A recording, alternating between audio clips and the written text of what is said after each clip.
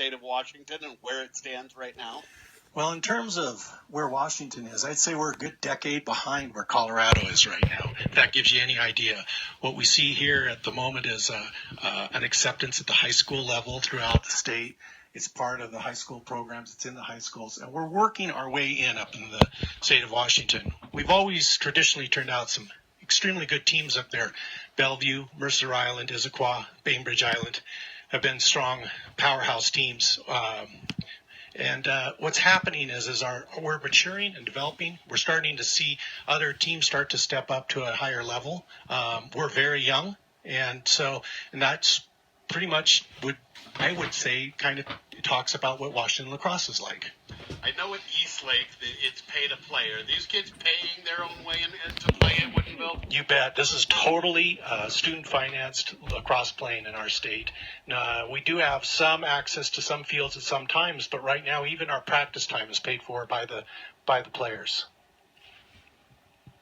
When we look at where the state of Washington is and how competitive it is, you're bringing in quality coaches. You've got Chris O'Doherty sitting there at Eastlake. You've got Will Corrigan, son of Kevin Corrigan, now coaching here at Woodinville. How do you guys go about bringing in quality coaching within the state of Washington?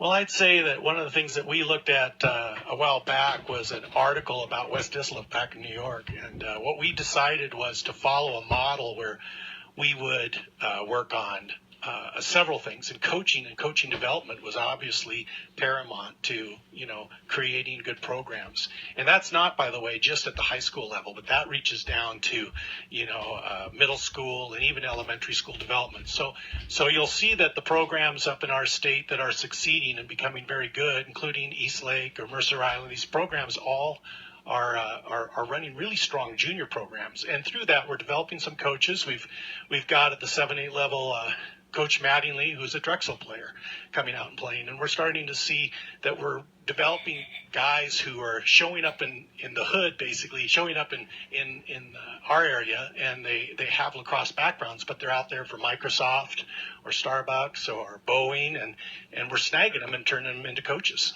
Where is the state of Washington as far as officiating goes at this point in the game? I'd say that we're developing. We're nowhere close to what we see back east.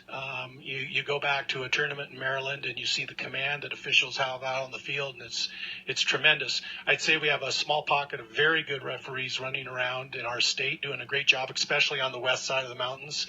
And we're developing them as fast as we can, but I'd say it's part of the maturation process that we must go through as a program out in Washington.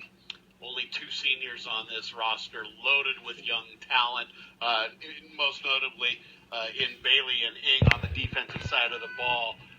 Where are you finding and developing these players? Well, these guys are athletes. What we're talking about is Jake Bailey is a very good football player.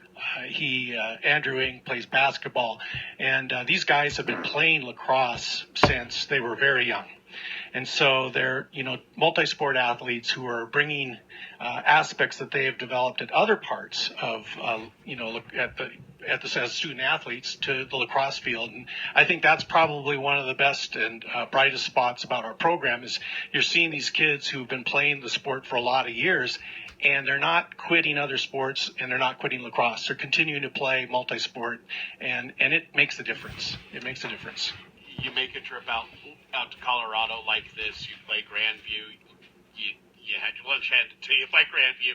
You said that you got off the plane at midnight and dealt with the altitude. You're coming out here, a much better game for you guys against Arapahoe. But what does it mean to these kids to come to Colorado and see what the future of lacrosse looks like? Yeah, make no mistake that Grandview is an extremely good team, just the same as Arapahoe, and we have a great respect for these guys out here. The thing that we know is, we have 5 or 6, 7 players who travel back east every year and are playing in Under Armour Shootout and other big programs and tournaments out there. And what happens is they have a really good understanding of what lacrosse is like across our nation.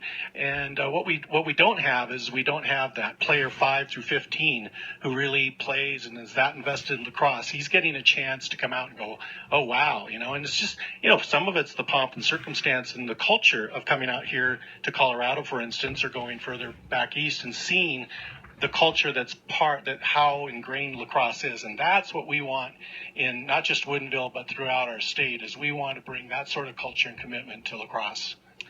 You talk about the pomp and circumstance and culture. Today, the team went to the University of Denver, had the opportunity to meet Coach Tierney, get a little bit of a tour and all of that.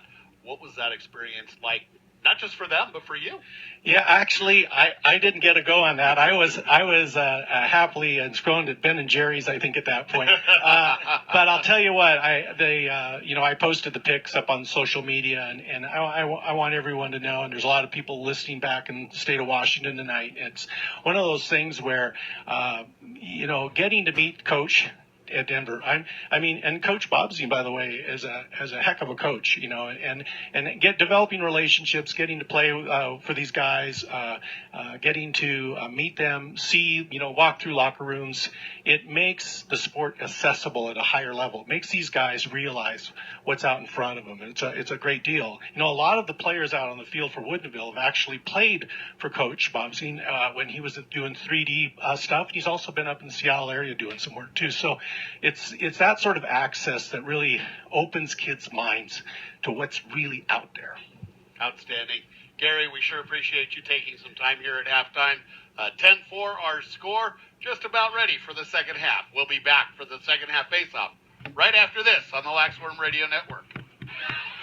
Let's get